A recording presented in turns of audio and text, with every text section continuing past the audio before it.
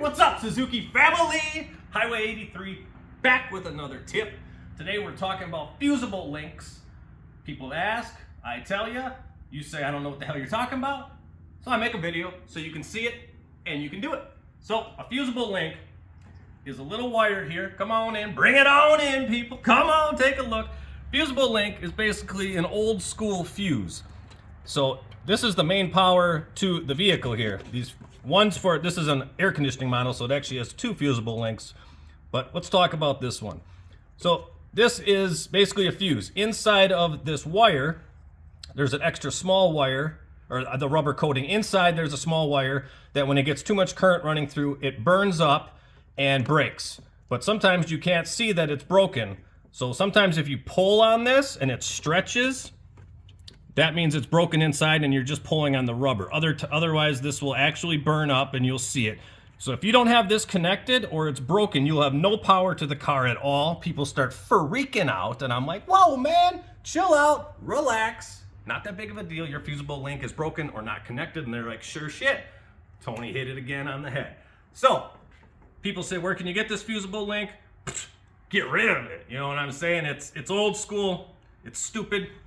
And what you're going to replace it with is you're going to go down to your local AutoZone, O'Reilly's, Napa, whatever the hell you like to do, even Walmart, whatever hardware store.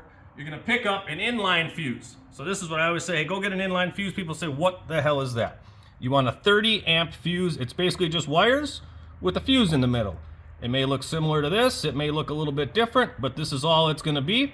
So this, if it blows, you can see just a traditional fuse. You can see, hey, she gone, baby. I need to just pull out my fuse, pop in a new fuse, and you're back in business.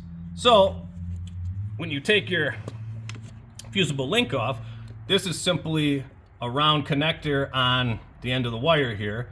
So you're going to get a round connector and put it on this end. You can solder it, crimp it, shrink wrap it, whatever you want to do. But just get a round connector like this, crimp it on this end. You're going to connect that end to the battery. This end, you can cut off this end and solder these two together or terminal it together, crimp. Make sure it's all looking good, watertight, all that stuff. And that's that. So you're going to get rid of this, you're going to get rid of that, and you are going to have this wire in place.